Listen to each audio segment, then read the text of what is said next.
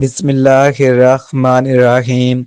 ناظرین، زیادہ سوچنا انسان کو تھکا دیتا ہے، اس لیے بس دعا کرو اور سب کچھ اپنے رب العالمین پر چھوڑ دو، جو اتنی وسیع کائنات کا نظام چلا رہا ہے۔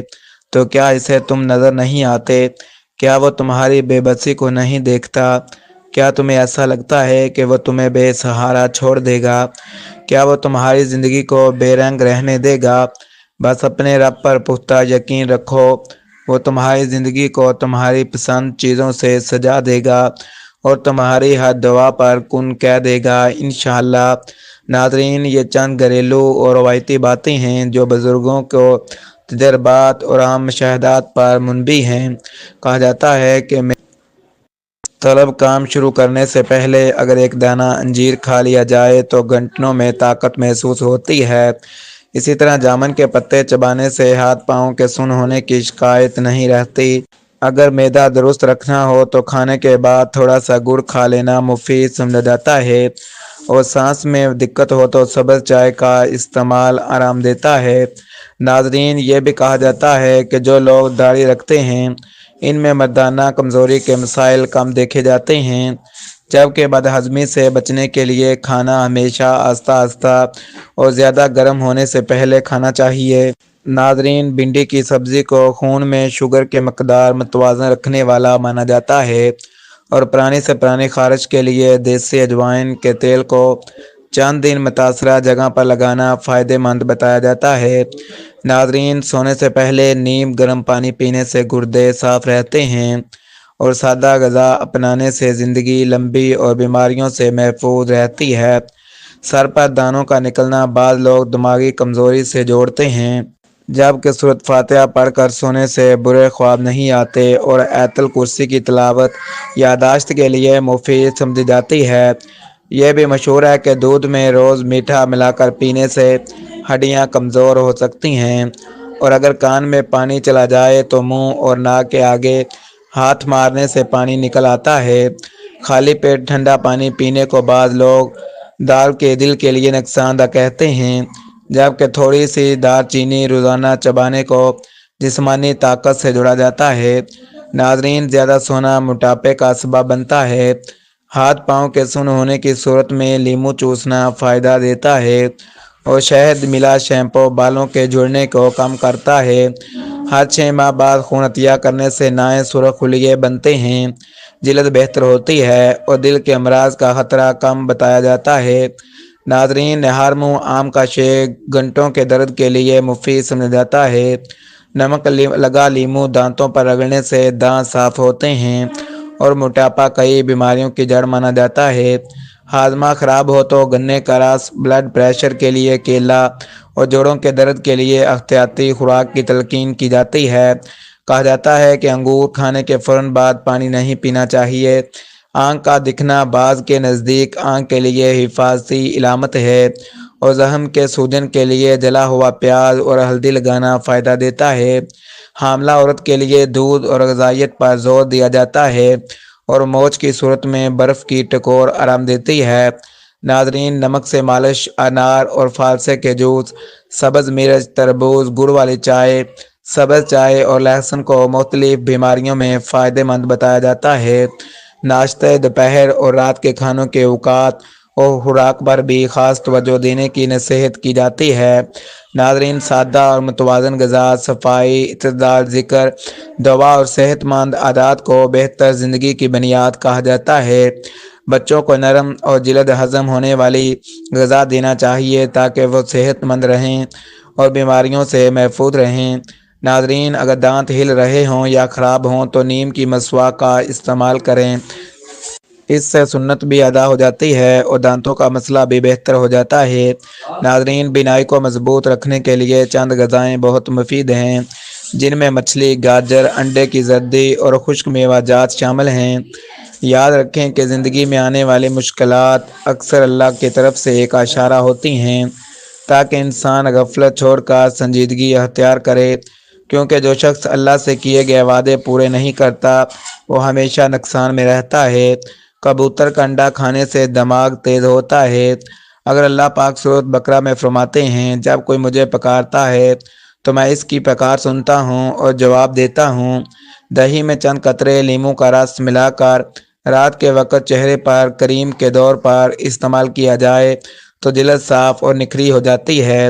ناظرین، رات کے وقت گھر میں سفید بلب کا استعمال بہتر ہے کیونکہ یہ دیگر بلب آنکھوں کو کمزور کر سکتے ہیں۔ خواب میں سیاہ لباس دیکھنا رزق کی تنگی کی علامت سمجھا جاتا ہے۔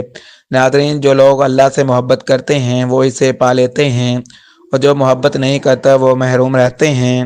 اس لیے شیطان انسان کو بہکا کر برے کاموں میں مبتلا کر دیتا ہے۔ ناظرین، جسمانی کمزوری دور کرنے اور طاقت حاصل کرنے کے لیے دالوں کا استعمال بہت فائدہ مند ہے۔ ذیابیطس کے مریض کو ہر 2 گھنٹے بعد بکری کا دودھ پلایا جائے تو انشاءاللہ شفا ملتی ہے۔ صبح کا ناشتہ چھوڑنے سے جسم کمزور ہونا شروع ہو جاتا ہے۔ اخروٹ کا حلوہ کھانے سے جسم کی ہر قسم کی کمزوری دور ہو جاتی ہے۔ دودھ کے ساتھ کلونجی کھانے سے زخم جلد بھر جاتے ہیں۔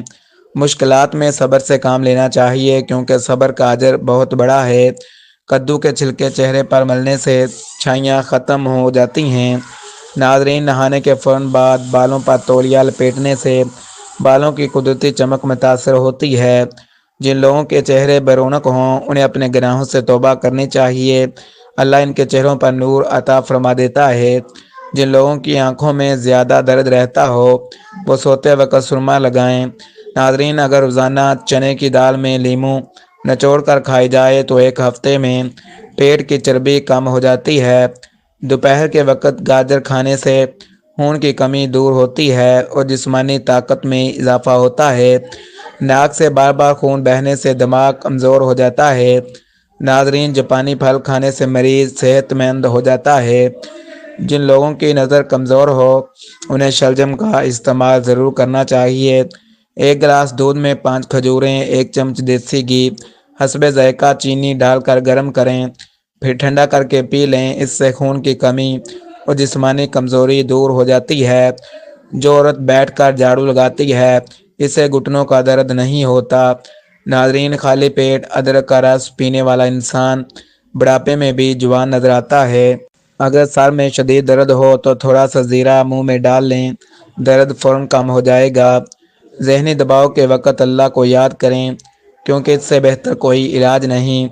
اگر چہرے کا رنگ سانولا ہو تو گلاب کا استعمال فائدہ دیتا ہے۔ چائے ہمیشہ نیم گرم پئیں کیونکہ بہت زیادہ گرم چائے پینے سے کینسر کا خطرہ ہو سکتا ہے۔ ناظرین، دل کی بیماری سے بچنے کے لیے روزانہ صبح پیاز کھائیں، اس سے دل کی دھڑکن بہتر رہتی ہے۔ ماہرین کے مطابق نیند سے فوراً اٹھ کر ورزش کرنے سے گردن اور کمر کا درد خطرناک ہوتا ہے۔ اس لیے پہلے ہلکی چہل قدمی کریں پھر ورزش کریں۔ بغیر چینی والے دودھ میں 2 کھجوریں 2 کیلے ملا کر جوس بنائیں۔ اگر دودھ پسند نہ ہو تو دہی استعمال کریں، یہ بہت مفید ہے۔ اللہ کی قدرت کا اندازہ صرف اس بات سے لگا لو کہ وہ نیند میں بھی دل دھڑکاتا ہے، سانس چلواتا ہے، روح سنبھالے رکھتا ہے۔